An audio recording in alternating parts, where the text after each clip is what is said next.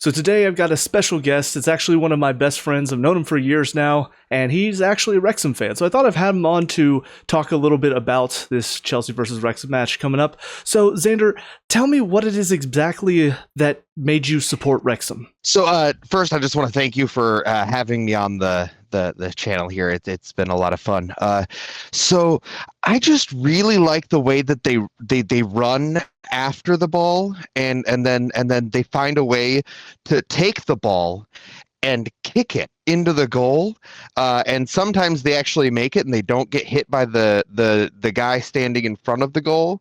What's the name of that? But yeah, and like the guy who keeps the goal there, whatever his name is, The goalkeeper. the goalkeeper. Perfect. That makes a lot of sense. But yeah, no, he doesn't block it sometimes, but then he does. But our guy also blocks it sometimes but doesn't others, and when he doesn't block it, I'm not a fan of it, but when he does block it, I really just enjoy when they're doing the running and the kicking. There's a lot of pause breaks, so I usually have to have a lot of snacks, and that's pretty fun too because I like making snacks. But when there's not pauses, the running and the kicking is my favorite part. The one in the front. This may have been a mistake. Why?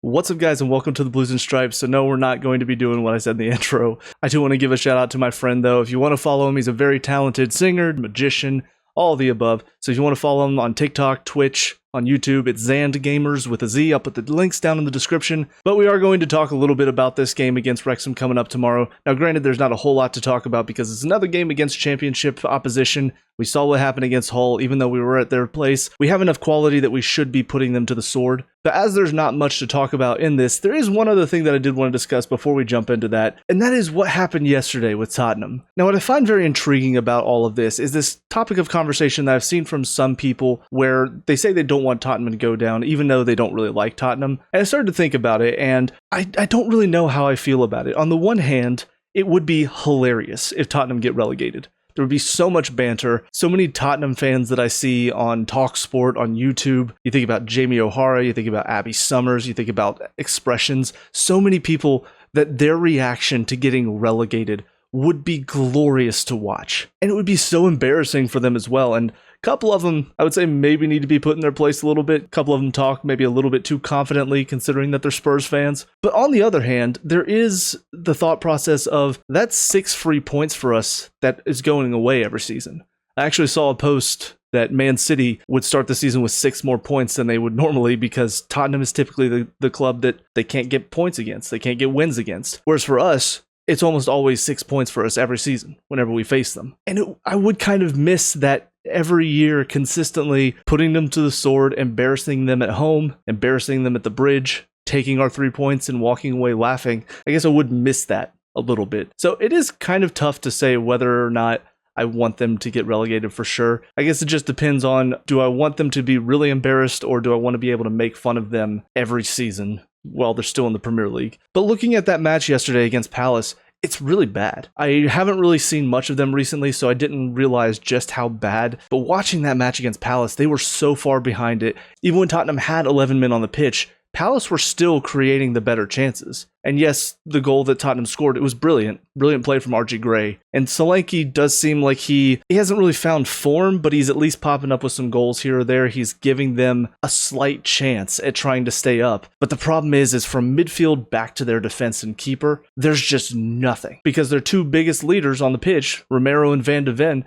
they're letting them down at the moment. Romero, as I've said before, he's a very talented defender, but he's always liable for a red card. He's just got that little bit of uncontrollability to him where he just can't keep himself together. He can't keep himself from going into a rough challenge and putting him at risk of getting a red card. And then Van de Ven, I think he's a good defender from what little I've seen of him this season. He's got a lot of pace. He's got a lot of grit and desire to get back behind the ball, put himself in a good position. I think injuries have been a problem for him, though. That's where I don't really know if I would want him at Chelsea. But his decision yesterday, for Sarr to get him behind him and him just decide, I'm going to pull him down take the red card. It just doesn't make any sense. And it hurts the team, and then they go and lose 3-1, and Palace were just creating chance after chance. It could have been 5 or 6-1. And I will also talk about the third goal that goes in. That's probably the most embarrassing defending I've seen.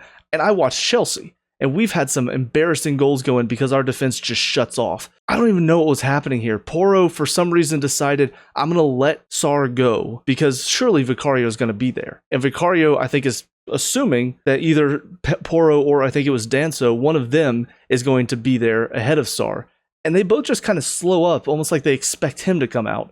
And so Sarr just takes the gift and pokes it in. And I think it's just a great example of this is a club in disarray. Nobody knows what the others are doing. Porro, he has a pop at Vicario. When he gets subbed, he like slams the bench as well later on in the match. There's so much chaos at this club at the moment. If not for the fact that Forest also look like they don't really have much fight. I mean, they did just pick up a point against Man City at the Etihad, so maybe I'm wrong about that. But they've also found it really difficult to get wins recently. Leeds and West Ham, they've been doing their jobs. They've been getting the wins when they need to. So I feel like both of them have a better chance of kind of pulling themselves out of this relegation scrap. Whereas Forest and Tottenham, they're both really struggling to get wins, really struggling to pick up points. But especially for Tottenham, because of, as many people have pointed out, this is a club with a lot of players that will definitely leave at the end of the season. Because a lot of them, I would say, are at least mid-table level players. And so they may be looking at it going, I don't want to be here anymore. The best way to do that, maybe they all have relegation release clauses, who knows? But it will be very easy for them to go find another club after Tottenham. Whereas some of these Forest players, some of these West Ham players, some of these Leeds players, some of them, they're not going to find a club easily. If anything, they're going to end up at another relegation threatened club next season.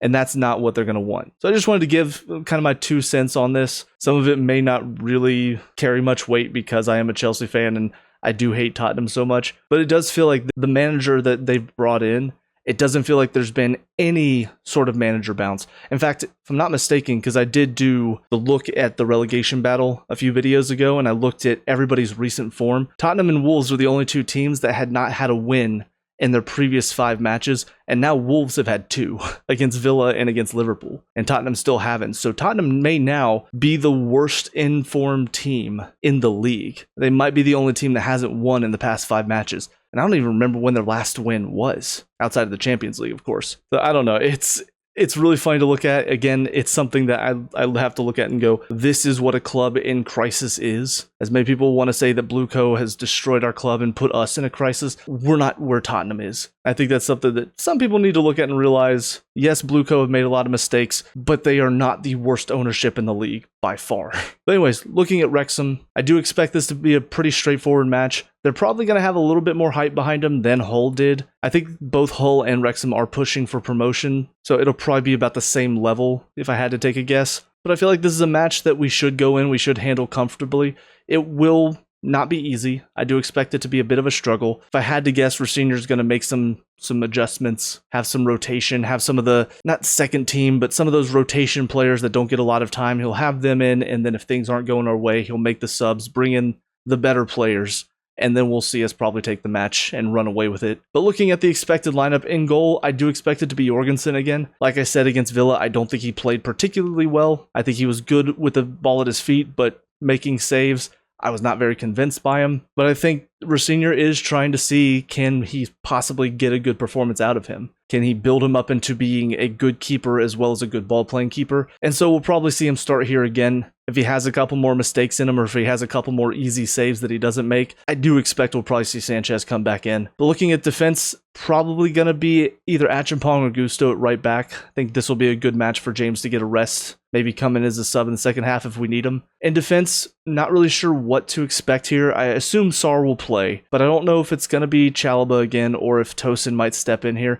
Don't really want it to be Tosin, but if you're going to play him, probably playing him against the championship side is one of the better options. And then at left back, could be Hato again, but I would not be surprised to see Cucurella start, get some more match minutes under his legs since he's returning from injury. And since the rest of the back line might be changed up a bit, I think having Cucurella as the leader back there will bring good balance to the back line. Into the midfield, Rosenior has said that Lavia will feature. I don't know if he's going to come off the bench or if he's going to start. If I had to say what I'd prefer it to be Lavia alongside maybe a Sugo if he's, I don't know if he's back fit. Rosenior said he's on the mend, he's close. so I don't know if he is going to be ready in time for this match. But I would like to see Lavia start. I think he's shown some good qualities in the recent matches. Still got a lot to prove, considering how much he's been injured since he's come to Chelsea. So I wouldn't like to see him play the whole match, because I do think managing his minutes is still very important to make sure he doesn't re-injure himself. But getting some match minutes under his legs, seeing what he's capable of in a match like this against a lower side, I think it's a good opportunity for him. And if Asugo isn't fit, maybe Santos. I think Santos has shown he's capable of doing the defensive side of things similar to Caicedo. He's not quite as effective as Caicedo is, but I think you put him alongside Lavia, I think that's a very solid midfield that will keep control. Getting up into the front four, I do want to see Enzo start again. I think he will be a good leader in this team. He is the vice captain. I do think there are some moments where I would like to see him maybe calm himself down. He got that petulant yellow where he slammed the ball a couple games ago. But I think having him up front, it will provide a good option to get the ball into his feet and see what he can create. I would like to see Garnacho on the left and then Neto on the right. I think Palmer, give him a break for this match. I would like to see him on the bench at least. He can come off the bench in the second half and give us a little bit more creativity. But I think Garnacho, he had a pretty solid game. I said I was a little disappointed, but that's my own personal opinion. I don't really like him, but everybody else was claiming this was his best performance in a Chelsea shirt. I don't necessarily agree with that, but I would like to see this momentum with him continue. So playing him here will give him a chance to see what he can do against the lower side. And then Neto, I think he needs to redeem himself after what he did against Burnley or against Arsenal. So this would be a good match for him to come in, maybe get himself a couple goals, get himself reintegrated, and put that game behind him and show that that's not him. And then finally up top, Delap, I think it's a good game for him to show what he's capable of. Obviously, if he's not doing anything but the 60th minute, probably a good time to bring on João Pedro, because we know he's good for a goal. But yeah, Delap, he's got to show something. He's not really proved himself this season. He's had a lot of games where he's been non-existent.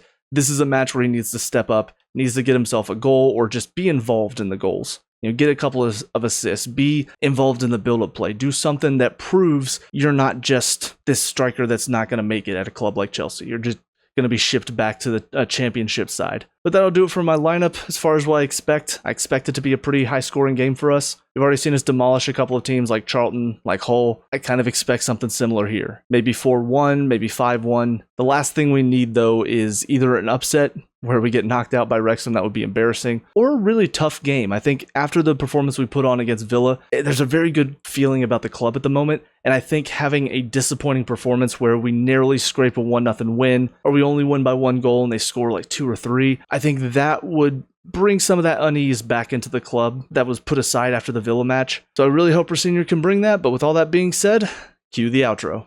Hey guys, thank you so much for watching that video. I hope you enjoyed it. If you did, please leave a like and subscribe for more Chelsea previews, reviews, and talks. Also, let me know what your thoughts are down below, whether you agree, disagree, or just want to call me stupid. Let me know, we can talk about it, discuss all that good stuff. Also, if you want to hear me talk about TV shows and movies that I like, check out my channel Mason the Brock Henderson, where I upload reviews every Monday, Wednesday, and Friday. As well as if you want to watch me play through video games and try to make it entertaining for you, I have a Let's Play channel, Meso Hendo Plays, where I upload every Monday, Tuesday, Thursday, and Friday. Also, if you do want to help me grow this channel, I do have a Patreon where all the funds and donations will go directly into improving this channel's quality. I hope you guys have a great day, and I will talk to y'all later. Peace out, and up the Chels.